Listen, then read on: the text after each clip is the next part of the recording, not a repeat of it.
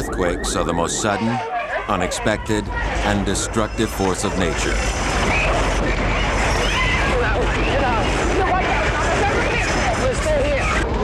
They strike without warning.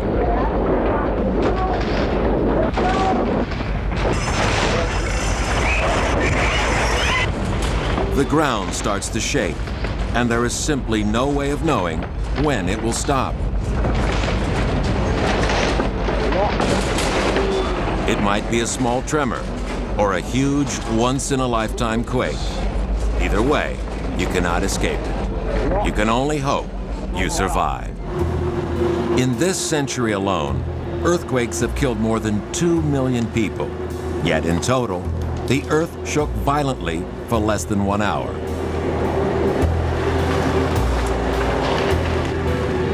Earthquakes are very common.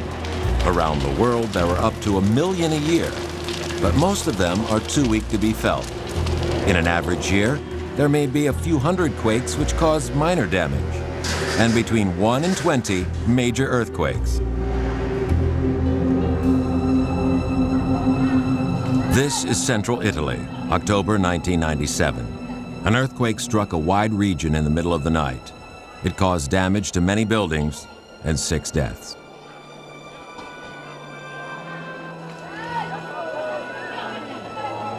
Ten hours later, the first of several aftershocks hit.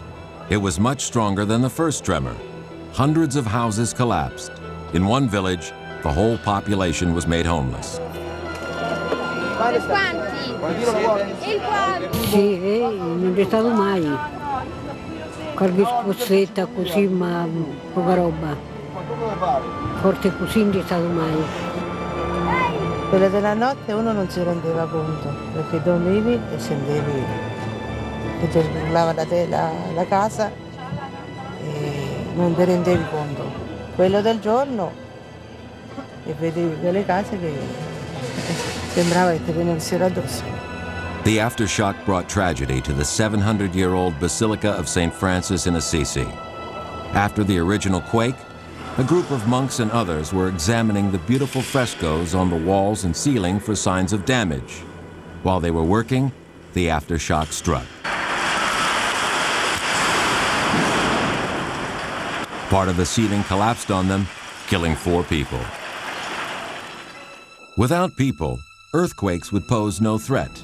In an uninhabited region, even a major tremor may leave no sign that it ever happened. But this is a crowded planet. Many regions prone to earthquakes are also full of people. Urban areas are becoming larger and more complex. Cities are growing all the time. A large earthquake in a crowded urban area could kill more people in a few seconds than any other form of natural disaster. Today, an estimated 600 million people live in areas where damaging earthquakes occur. They live with the risk that their homes and lives may be destroyed at any moment. It's a risk that becomes just part of life.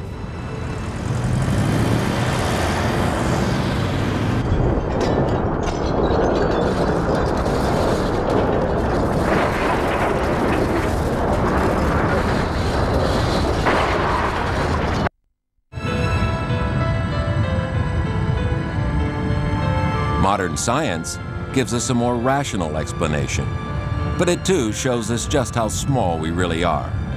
Earthquakes happen because on a vast, slow scale, the entire surface of the planet is in motion.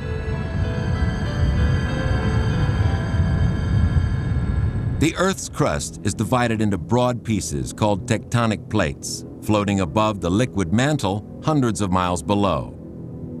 These tectonic plates are constantly moving, driven by convection currents in the mantle. The movement is incredibly slow, about ½ an inch per year, or just about the speed that fingernails grow. In some parts of the world, the plates collide. One plate slides under or past the other. The immense forces push up the crust, forming mountains and volcanoes.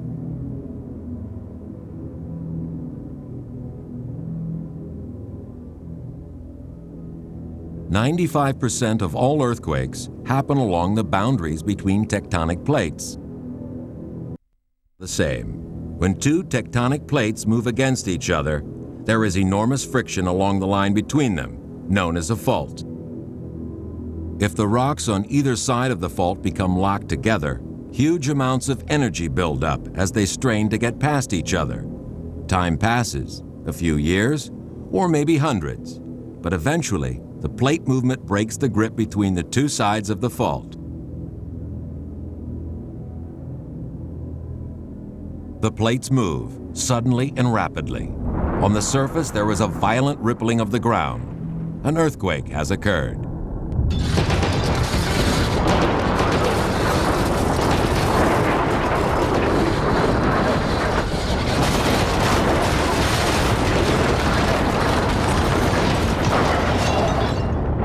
Perhaps the most famous example of this type of fault is the San Andreas Fault in California.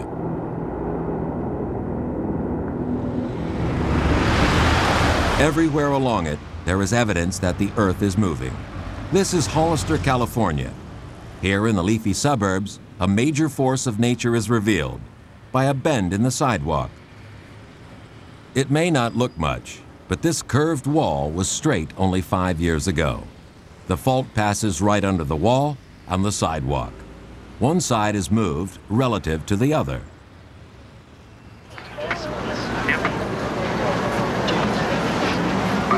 October 1989, another part of the San Andreas Fault, this time under the Bay Area of San Francisco. The Loma Prieta earthquake was the biggest tremor to hit the region since the Great Earthquake of 1906.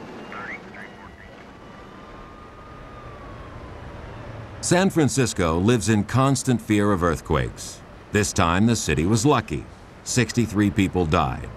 But it could have been far worse.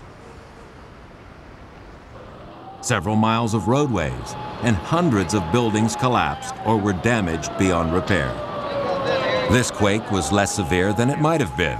Some scientists had forecast that the stresses in the fault would build up to one giant earthquake.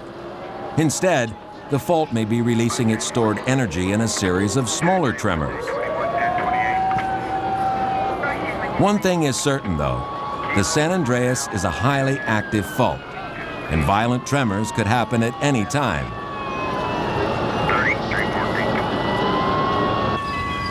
Along the San Andreas Fault, the two plates are moving laterally. But the hills around Los Angeles hide another danger: vertical faults, where one plate is pushing up against another. Seismologist Lucy Jones is someone who understands the potential for disaster in Los Angeles. Los Angeles is a major world city sitting at the conjunction of two major fault systems. We have the strike-slip faults of the San Andreas Fault coming up from the southeast into Los Angeles, and we have the thrust faulting systems of the transverse ranges that create these mountains that we're standing on. And in the transverse ranges, one set of rocks are being pushed up and over the set below it.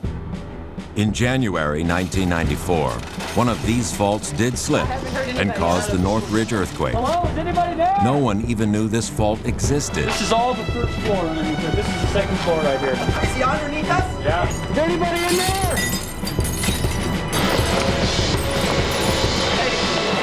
Hey, good, buddy? Okay? Here, hold on. Just keep on going through. There were only 72 deaths, but the Northridge quake injured 7,000 people and left another 20,000 homeless. It was also the most expensive quake in U.S. history, with over $30 billion in damages.